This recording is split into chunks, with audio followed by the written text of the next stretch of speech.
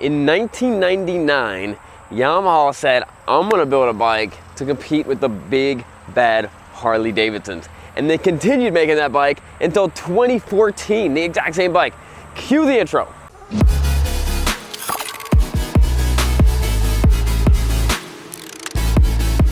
What's up, guys? I'm Sean from Srkcycles, and I am here with a 2008 Yamaha, it's got the longest name ever, Yamaha Royal Star Venture. It's actually a pretty awesome bike. It's big, it weighs in at 800 pounds, and when they made this bike, when they initially made this bike, it was made it was in like '83.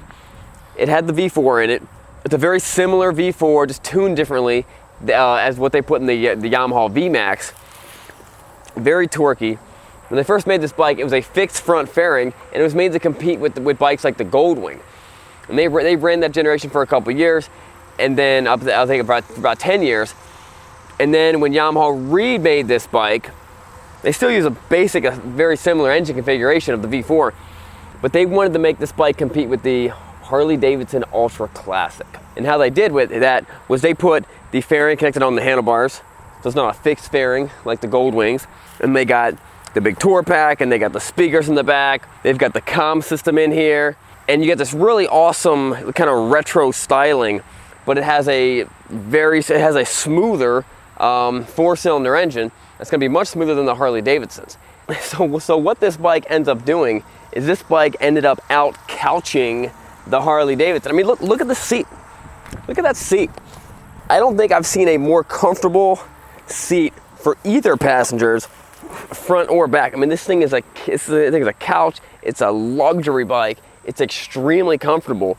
But then when you come up here and you look at the dash and the inner fairing and stuff like that, it's a really retro, cool looking design that honestly it may have outbeat Harley-Davidson in the retro design of it. Now, if you look up here, it's very simple. So you look up here, you have a lot of functions, but it's all very simple. On off. You get the start switch. This is for the cruise control. Your hazard lights. This controls your CB and your audio, and that's the on and off for the cruise control.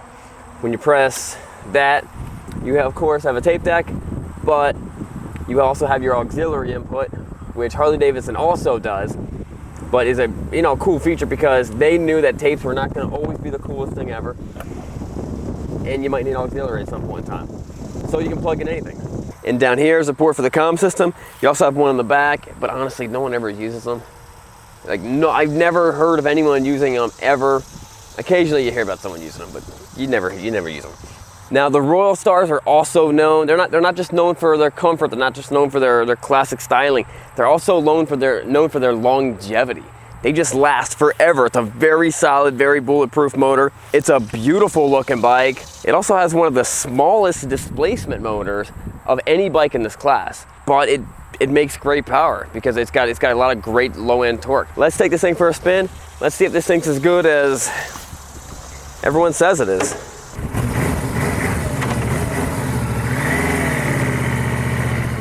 All right, guys, before we do the test drive, let's do the words of wisdom. Deuteronomy 31:6. Be strong and courageous. Do not be afraid or tremble at them. For the Lord your God is the one who goes with you. He will not fail you or forsake you. And I think I remember reading the rest of that verse, and that was all about Moses. Moses and leading the people into the wilderness, and then Moses couldn't go. Let's do the test drive. Throw on my M1 Moto gloves. Now you notice these gloves, this particular pair is a little easier to put on than the other ones I was wearing, because this is the original pair. So they actually kind of break in a little bit. I'll tell you what, I really enjoy riding this bike. It's just a couch. It's a couch on wheels. It's fun, it's comfortable, and I love it's got a backrest to it. And listen, I know I'm an old man. I like a backrest. Whatever, y'all. I had a back thing when I was a kid. Hurt my back. So I think this retro dash is really cool looking. It also has a nice digital fuel gauge. And this thing's pretty torquey.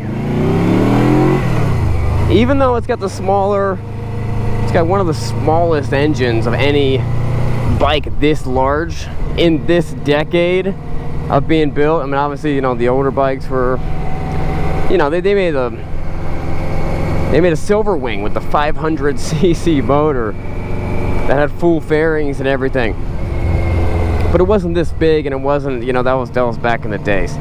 Now in this decade, you're competing with bikes much bigger than it. Up until 2014, you were competing with bikes that had, you know, the 96, and then the 103 cubic inch motor. It's like way, maybe 500 cc's bigger than the other bikes. But this thing still keeps up with it. And it's nice and smooth. It's not like so smooth like a Goldwing, you know, because when you get on it, you kind of feel that rumble. But when you're just steady throttle, it is incredibly very smooth. My front tire is low on air. I can feel it. And when you ride as many bikes as I do, you start to notice like little subtle things. It feels a little bit sluggish in the corners.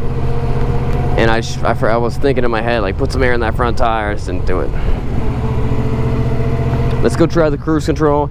Let's go take this thing on the highway. Let's show everyone what this little 800-pound, very ginormous motorcycle can actually do.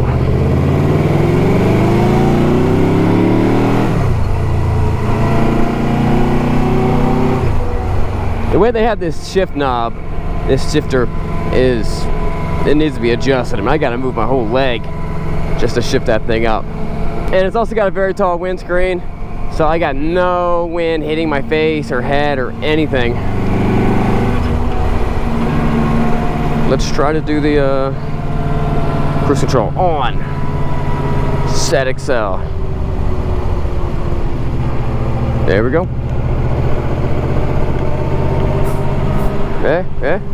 What's happening?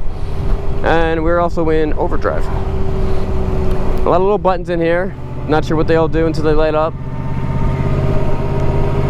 And then when you ever want to take off cruise control, you could probably just do anything. I could probably press the rear brake, takes it off. I can grab the other brake, I can grab the clutch, I can just do whatever. You do anything, it's gonna take it off. Just like a car. Beautiful day. Man, you could really just kick back.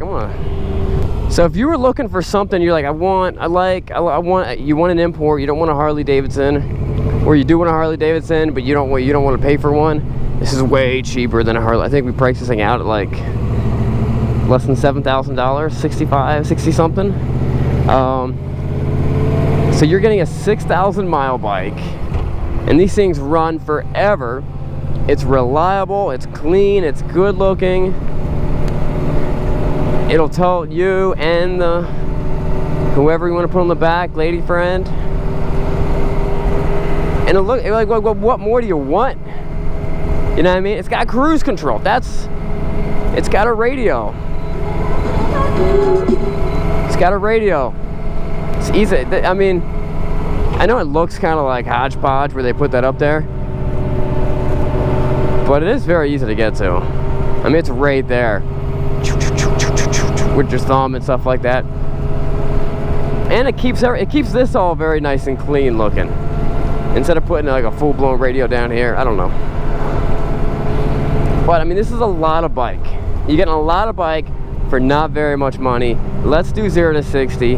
How about this? If I can get this thing sub 5 seconds, 0 to 60, which you probably don't even care about, you need to consider. All right, how about this? I'm not gonna say you have to buy the bike, because there's too many people watching the video, not enough bikes. I'm gonna say this: if I can get this thing sub 5 seconds, you gotta watch the end of the video. That's come on.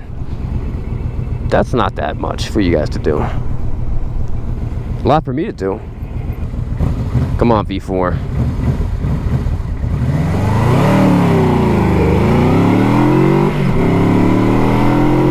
There. I like to think that I don't know what that was, but there's a counter up there. Alright, let's put this on cruise control. Nah, I don't even need it. Guys, it's a good way to ride. This is a good way to cruise. It's comfortable. A lot of people say like the Goldwing is the most comfortable bike, and the Goldwing's a very comfortable bike, but this is definitely a contender.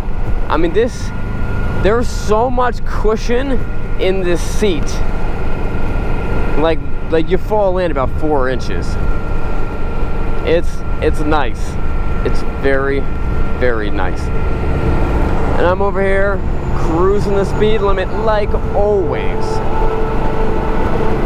If you want to go a little faster, because you're like, why is this truck passing me?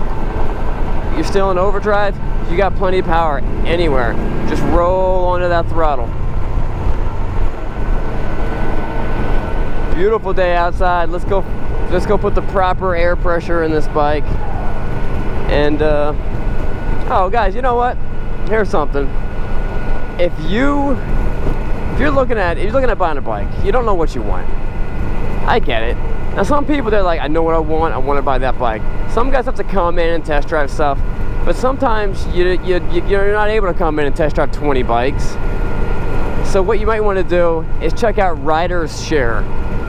Go to the website. It's like Turo, but for motorcycles. It's like Airbnb, but for motorcycles, where normal people can rent out their bikes. Now if you're looking at, if you have a bike, you want to make a couple bucks off the bike, you can rent it out on Riders Share. We're actually thinking about doing that as a company, getting like 5 bikes, like beginner entry-level bikes, so that people can beat up. And this is not for, most people just do nice bikes, but we want to try to do something a little different, get some beat up bikes, get some Rebels with crash bars and bark busters, and then just rent them out to help new riders learn how to ride. But if you have a nice bike, it might be a great option to rent and to make some extra money and help cover the cost of your bike. Gas money. Gas money records. I like that. That's got the ring to it. Alright guys, that wraps it up. We will see you guys later. And don't forget, it is not what you're riding. It's not even who you're... It's not what you're riding, but where you're going. We'll see you guys later.